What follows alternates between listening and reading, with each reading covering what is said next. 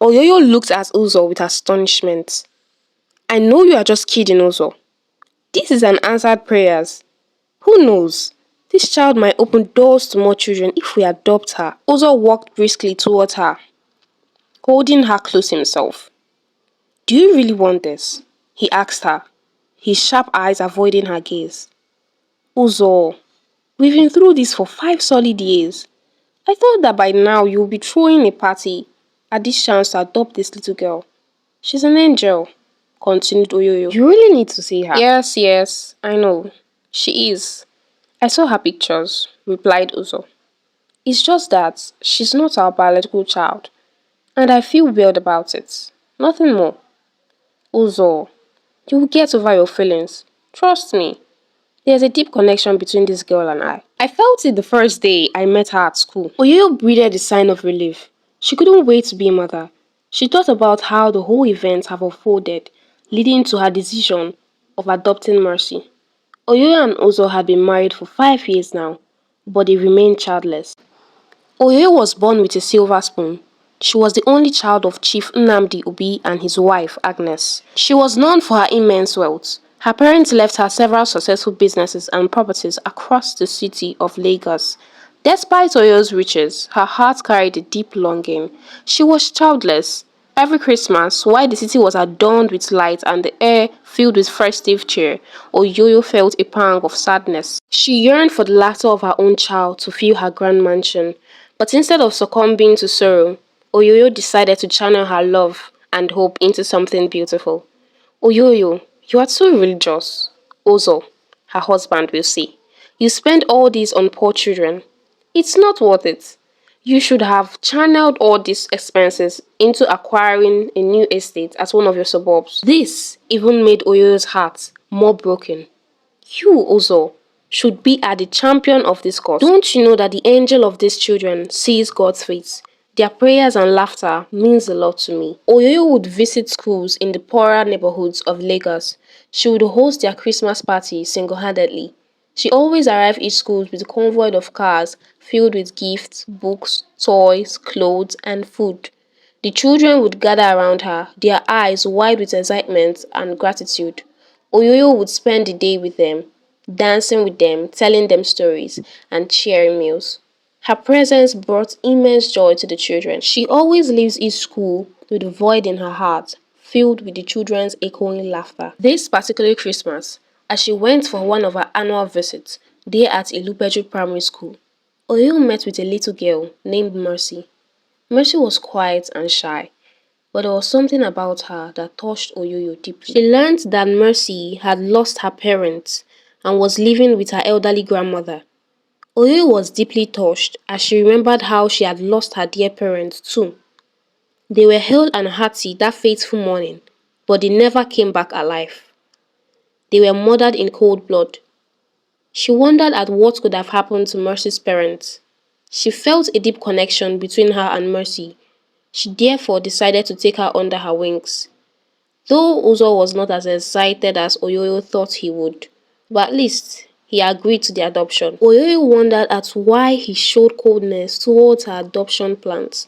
The doctors had confirmed that they were both medically fit. In 2 weeks' time, the paperwork was concluded and Oyoyo and Ozo were at Ilupeju to officially take the custody of Mercy. Oyoyo was joyful, yet filled with anticipation. As they walked into the room, there stood Mercy, the little girl with big curious eyes and shy smile. Oyoyo handed over a fine teddy bear. Hi Mercy, I'm Oyoyo and this is Ozo.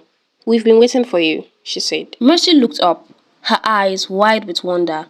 Slowly she reached out to her and placed it on Oyoyo's. They drove home with little Mercy. The transition wasn't easy. There were times Mercy felt alone, but Oyoyo was always there for her. Oyoyo was filled with joy. She really felt like a mother. Despite the challenge of fitting in as a new mom, Oyoyo found it almost natural to fit in. Mercy was given a large warm room close to Oyoyo and Uzo's room. Every night, Oyoyo would be over at Mercy's room telling her bedtime stories until she slept off. In a few weeks' time, it was school resumption and Mercy was registered at a very prestigious school. Oyoyo couldn't hold back her tears as she dropped Mercy off to school for the first time. It's been a month since Oyoyo had formally adopted Mercy, and she felt so complete having her as a child. Mercy, on her own part, was a very curious and intelligent girl. Her eyes always sparkled with wonder as she listened to her mother's bedtime story. Her teachers at school were amazed by her eagerness to learn. Both her teachers in school and her mother at home wondered at her imaginative and playful nature. One evening, as Mercy sat down with Oyoyo after a long day, she drew closer and whispered something into Oyoyo's ear. "It seems Daddy doesn't like me that much. He rarely speaks to me and rarely wants me around him," she asked. Oyoyo placed her hands on Mercy's hands, saying, "No, my love. He's just trying to fit into the big shoe of fatherhood."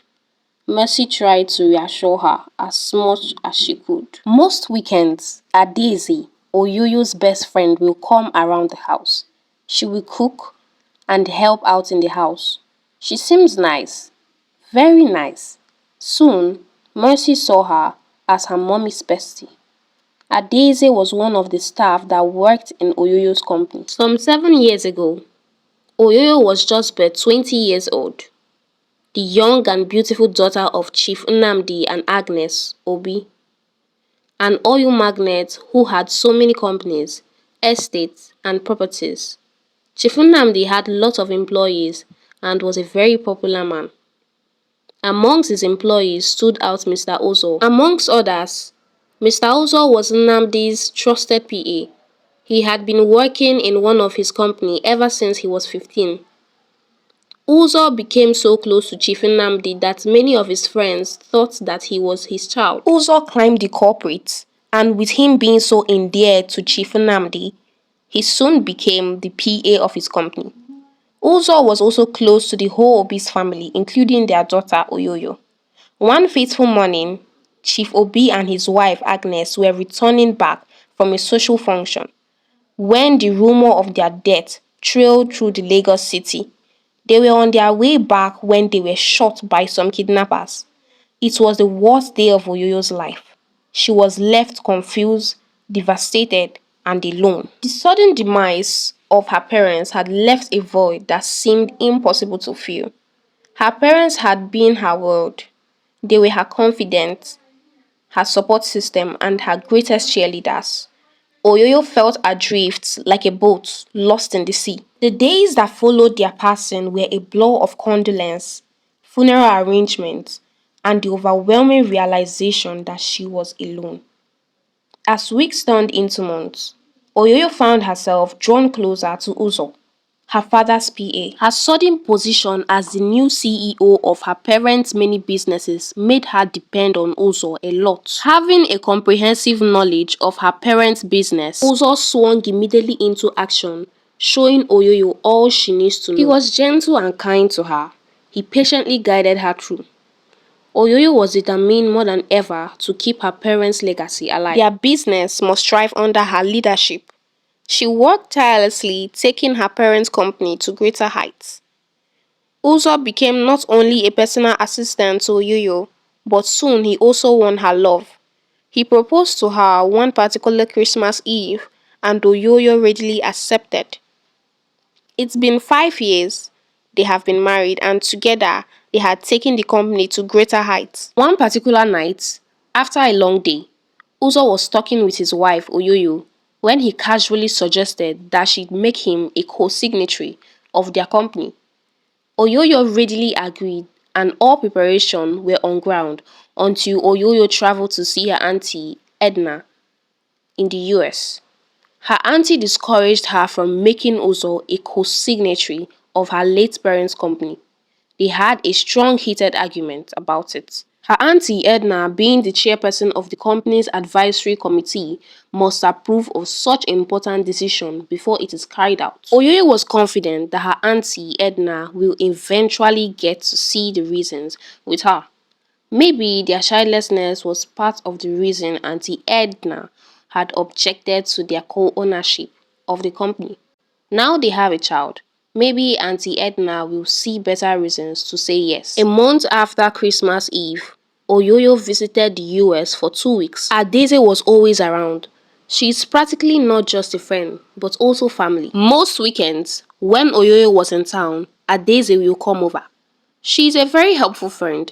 She was particularly kind to Mercy. She sometimes helps in the house, running errands and cooking the meals. During one of her mother's vacations to the US, Mercy began to see another side of Adaeze. "You daughter of a witch," she would call her. "Go and wash the dishes." Mercy was surprised. She had never washed dishes. "You have to finish with those dishes before you have a taste of anything." Mercy rubbed her eyes to know if it was real. She started crying, saying, "I want to see my mommy." Adaeze now turned to her and laughed out, saying, "Look at the wretched daughter of a wretched mother. Soon you will not only be seeing your mother, but you'll be seeing her in her graveyard." Mercy held her hands in her mouth. She could hardly believe that what she was saying was true. She cried as she washed the plates. After washing the plates, she was given only but a plate of strong beans. She could only eat a few spoonfuls, drank her water, and went into her room. "Dear God," Mercy prayed, "please keep my mommy alive." Mercy was always in her room, awaiting eagerly for the return of her mother, Oyoyo. One day, as she laid on her bed to sleep, she heard some laughter and movement in her parents' room. To her greatest surprise, she saw her father Ozo and Auntie Adaeze kissing each other. She thought hard on how she could tell her mother this. She won't believe me, Mercy thought. They would definitely say it's a lie. As she thought of what to do, Mercy remembered the many functions of her Christmas smartwatch. This includes video recording, timekeeping, and internet surfing. She needed to act fast. She therefore opened the door, linking her room to her parents' room. When both Auntie Adaeze and Ozo was downstairs, she carefully placed her picnic watch there. After setting it on surveillance for 12 hours, unknown to Adaeze and Ozo, they discussed that afternoon after confirming that Mercy was asleep. Unknown to them that her special Christmas watch was set to record their conversation. The next afternoon, the 6-year-old Mercy had to mop the floor, wash the plates, before she was given a plate of hard beans and water. She finished her food and quietly went to lie down on her bed. She could not sleep because she was not well fed. Soon, Adaeze opened her doors to check up on her. Immediately, Mercy heard the movement on the door. She pretended to be asleep. Far asleep. As soon as Adaeze confirmed that Mercy was asleep, she moved into Uzo's room, and they started talking. "Our plans had been moving on slowly," Adaeze said. "Ever since Chief and Lolo died, that witch refused to make a co-signatory of the company. Can you imagine your so-called wife getting her orders from her aunt? It is simply nauseating," concurred Adaeze. "These rich men are so smart. Can you imagine Chief and his wife making Auntie Edna a chief advisor in order to checkmate important decisions like this?" Ozo said. "Once we get a yes from Aunt Edna, we will swing into action immediately. The slower poisoning is more unsuspecting. With it, we can get rid of her in 6 months. Once Oyoyo is out of the way, I, being the co-signatory of the company, will take over. Once I take over, I would marry you. Adaeze, you have been patient for so long. Don't worry, the patient dog eats the fattest bone." Adaeze was grinning all this while as Uzo reassures her with his many promises. Mercy peeped through the hole of the door, her heartbeat palpable. She could not believe what she had just heard. Thankfully, she was able to open the adjoining door and mount her tiny picnic watch camera close to the door. In the evening, as Uzo and Adaeze went out together, Mercy quickly opened the door and brought out her picnic watch camera. It had captured their whole conversation. She went to the innermost part of her box and there she hid the camera. A week later, Oyoyo was back from the US. She was so happy to be back. "Mercy, why did you stop calling me with your special picnic watch? I called you severally, but it was unavailable. Each time I wanted to speak to you through Adaeze, there you are on your bed, asleep. You little angel, you made me miss you so much," Oyoyo cried. Mercy was so happy to have her mother back. Soon, Adaeze was on her way back. Oyoyo gave her a lot of goods, clothes, wig, and money. Thank you, Ada, for taking care of my home front. Thank you, Ozo, for your patience. I believe before next year, your visa will be approved, and that of Mercy too, so we can travel together. Adeze was soon gone. The next day, Oyoyo was at the dining table with Ozo, her husband, and Mercy, her daughter. So, honey, were you able to conclude with Aunt Edna on the company ownership? Oyoyo was hesitant, her eyes filled with disappointment. My aunt had been adamant at her position. She insisted that I alone should be the sole signatory of the company, just as my parents had willed it. But don't worry, I will have to override my aunt's decision. This, after all, is my company and not hers. Within the week, I will call in my lawyer so we could prepare the papers and finalize the transaction. Mercy held her hand with her mouth. She knew she had to act fast. The next day being Saturday, Mercy played specially with her mother that morning. You little angel, leave me be. I have to be at work. Mercy dragged Oyoyo to a corner, her eyes filled with mischief. I will leave you to go to work, only if we can go to picnic tomorrow evening. Yes, yes, Mercy, we can go, Oyoyo said dismissively as she moved out to work. The next day was a Sunday. Oyoyo and Mercy had attended church service, and on their way, she reminded her, saying, Mommy, I hope you remember our picnic this evening. Of course, yes, Mercy, I remember. How can I forget that? Oyoyo replied. After they were back from church, Mercy still reminded her mother of the Sunday outing. Oyoyo drove out with Mercy for an outing, though she was not in the mood. They went to the mall, taking a few chocolate bars here and there. Then, as they were about stepping into the car, Mercy said to her mother, Sit down, Mrs. Oyoyo. There is something I want to tell you. Mercy, what mischief are you up to this time around? Oyoyo asked. As they sat down, Mercy brought out her picnic watch. She played on the video, which she had recorded. This is the secret my picnic watch had helped me discover, Mommy. Oyoyo took the watch and watched the scene. She was dumbfounded. She could not believe her eyes. After watching it, Mercy then narrated to her all that had happened in the course of her absence. Oyoyo was in shock. She could not go back to where she had once called a home. To think that she is living with her enemy who had killed her parents and married her just to be able to grab her wealth. That evening, Oyoyo and Mercy drove to one of her apartment houses. The next morning, she called in the police and went straight to her house, arrested Mr. Ozo. Adeze was also arrested. Ozo and Adeze were tried in court. While Ozo was sentenced to death by hanging for murder, Adeze received a life sentence. Oyoyo looked back and remembered the first day she had seen Mercy in the school's Christmas party. The connection she had with the little girl. Never had she thought that the poor orphan girl would save her from the conspiracy that had trailed her life. What are your takes on this story? Drop on the comment section below and subscribe as we load you with more amazing stories from African Tales by Amanda.